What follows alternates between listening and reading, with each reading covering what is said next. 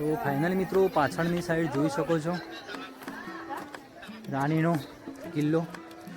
તો અહીંયા એવી કહેવત છે,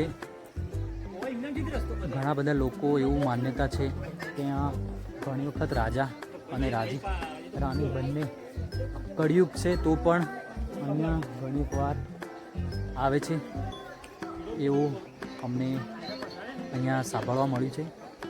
તો મિત્રો આ કિલ્લો બહુ પૌરાણિક કિલ્લો છે, જૂનો કિલ્લો છે અને હાલમાં ખંડેર અવસ્થામાં છે. તો પણ એવું કહેવામાં આવે છે કે અહીંયા રાણી અને રાજા હાલમાં પણ એના પરચા ઘણીવાર જોવા મળે છે. અને અહીંયાથી જોઈ શકો છો ઉપરની સાઈડ પણ છે એક ટોચમાં જો ઈડરિયા ગઢની ઉપરની સાઈડ અહીંયા પણ રાજા અને રાણીના ઘણા બધા પરચા જોવા મળે છે. તો એ પણ ખંડેર અવસ્થામાં છે. તો મિત્રો આ વિડીયો પૂરો જોજો. અને આ જો મહેલ છે એ પણ ઈડરની સિટીની નજીક, શહેર નજીક જ છે. તો એકવાર જરૂર વિઝિટ કરજો. તો અમને તો અને અંદરનું થોડું ઘણું તમને લોકેશન બતાવું છું, તો બને રહેજો વિડીયોમાં.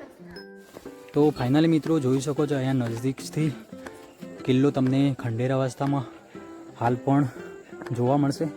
અને મિત્રો પૌરાણિકમાં અને આ કિલ્લાનું પણ આયોજન ઘણી જગ્યાએ તમને આનું મળી જશે. એની હિસ્ટ્રી પણ તમને કોઈની અંદર મળી જશે. તો એવું માન્યતા છે, એવું કહેવામાં આવે છે કે અહીંયા હાલ કળિયુગની અંદર ખંડેર અવસ્થાની અંદર મહેલ છે તો પણ રાજા અને રાણી બંને હાલ પણ જોવા મળે છે એવી માન્યતા છે. રિયલી છે કે નહીં ખ્યાલ નથી, પણ હું જેવું સાંભળ્યું છે તમને કહું છું. તો જોઈ શકો છો અંદરનું પણ તમને થોડો નજારો બતાવીશ. તો બનાવી રહેજો વિડીયોમાં.